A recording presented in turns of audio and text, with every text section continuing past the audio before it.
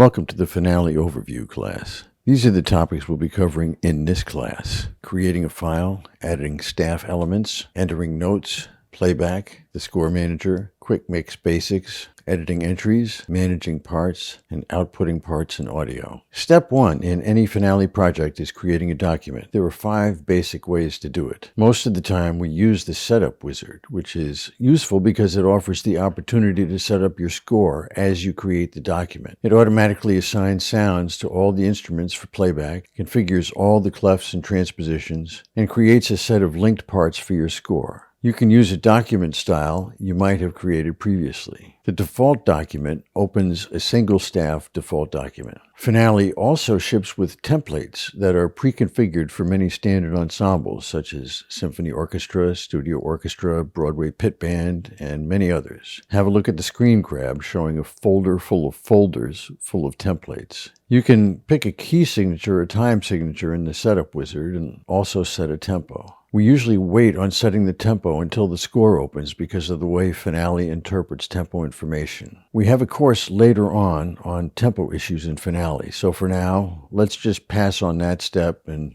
do it when the document opens instead. We can open MIDI files directly into Finale. Although it's possible, it's not a terrific option. Usually they need a ton of editing. You can also import XML, which is useful for opening XML files created in other notation apps such as Sibelius and some digital audio workstations. If you haven't chosen a key signature and time signature in the setup wizard, now's a good time to do that. Something else we usually do at this point is set a tempo using the expressions tool. Entering notes is the primary function of the program and where most of the work takes place. Once the notes are in the score, there are limitless ways to array and combine them. To use simple entry, click a note or rest value, then click in the score. We find this method to be the slowest, requiring a lot of clicking and mousing. We prefer speedy entry. We'll talk about it more a little later on in the class. Another option is Hyperscribe, which allows you to play directly into the score. When I do play something, editing it takes more time than it would have just to use speedy entry. It's a really good idea after entering a passage to enter your desired articulations and expressions as you go after finishing note entry for a particular phrase. They will stay with the notes you create even when using Finale's voicing capabilities, which we'll also cover later. Your markings are interpreted by Finale's human playback to create realistic results.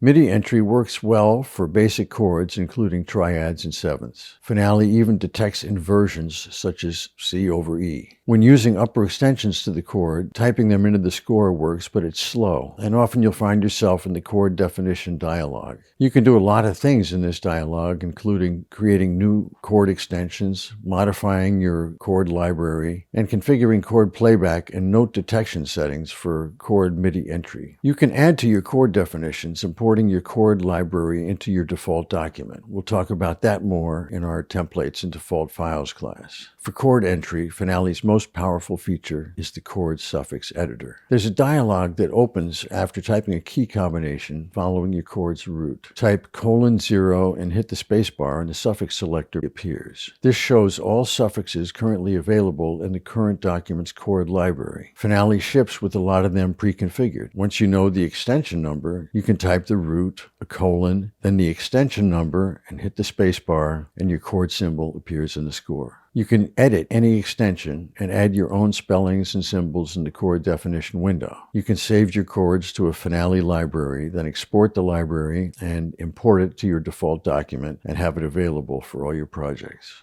MIDI playback in Finale has been part of the program since its beginning, and in some cases it might be a good choice. We use MIDI playback when connecting Finale to Main Stage 3, for example. But MIDI playback in Finale sounds primitive and antiquated now. Make Music, the parent company that owns Finale, also owns Garriton, a maker of sample libraries. Finale's best results within the program come when using Audio Unit's playback through an instance of the Garriton Area Player. Finale ships with Garriton instruments for Finale, but also provides for additional instruments and articulations available in Garriton's premium libraries, including Garriton Jazz and Big Band, Garriton Personal Orchestra, Garriton World Instruments, and others. Finale uses a technology known as human playback, which can interpret score markings dynamically. There are a variety of human playback styles available from within Finale, as well as numerous options to configure human playback. Human playback can write MIDI controller data to an exported MIDI file, potentially saving an engineer a lot of editing. The score manager is used to add instruments, assign sounds, set levels, change channel and bank assignments, and edit score metadata. We use it a lot, which leads us to our next topic, mixing. Garriton musical instruments for Finale aren't as balanced out of the box as they need to be for score markings to make sense. Drum sounds, for example, are really quiet, and it's not a good idea to put 4 Fs in the score so you can almost hear the drums in playback. The first stop for further balancing is the mix window. The faders and knobs also set the volume and panning in the score manager. The effects in the mix window only work on MIDI sounds. They don't do anything with Garriton. You can ignore them usually. If you still aren't getting a good balance, then assign all of your too quiet instruments to their own bank, which creates another instance of the aria player with its own master volume. Same with too loud instruments. These levels are managed in the audio units, banks, and effects window, which also permits the management of plug-in effects in their own slots in that window. A better solution for effects is in the aria player, which can also be opened from this window. The players have their own built-in effects in the player's effects tab, which we found to be the lightest weight, best sounding solution for reverb and panning and delay. Sometimes we use a compressor plug-in with our too quiet bank to get the level up. For truly granular power over the mix, the next step is exporting Finale MIDIs and setting up the aria player in a digital audio workstation, otherwise known as a DAW, or connecting Finale to Main Stage 3 through MIDI. Both topics we'll cover in another class. You can do a lot of things with the entries in your score, including voicing lines in a staff, then exploding them into other parts by hitting the 2 key. You can also edit, repair, and modify entries in various ways. Dragging selections can be really powerful, for example. You can select a quarter note's worth of a whole note in one bar, then drag it to replace any beat in another bar, and a quarter note will appear in the new location at the same pitch as the whole note. The edit filter is another powerful feature, allowing you to copy or clear selected elements only without disturbing the rest of the content in a bar. It takes a few clicks and a lot of mousing to change the settings, but we use Finale script shortcuts to call up particular edit filter settings. We'll go into depth on that in our Finale script class. If you've used the setup wizard or a template to create your score, you'll see a set of parts already created in the Manage Parts window. They're linked to the score. You might want to create a new part,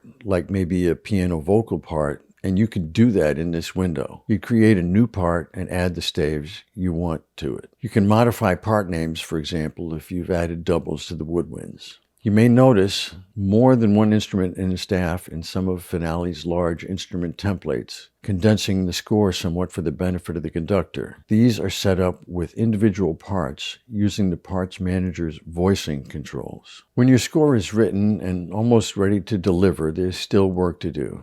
We want to look over the parts to make sure they look okay, looking out for nasty page turns and collisions, looking out for bars that are too wide or too skinny, and fix the layout. We might want to ensure that the part name appears on every page of every part. We can do that with the text tool and the text insert. We'll cover more about that in our templates and default files class. Finale doesn't do this by default, except in some of its templates. We might want to change the page size for the score and adjust the layout for the new page size. When they're looking right, it's time to print or export to PDF. Make sure you have a page size selected for your printer that matches the page size for your score or parts. Delivering an audio playback file is usually part of our workflow here at Arranger for Hire. Finale exports AIFF or WAV files and doesn't export MP3. We use the free audio app Audacity to convert the file to MP3 so we can email it. Audacity comes in handy for doing transcriptions as well. It's essential to our workflow here. And so, we begin our class.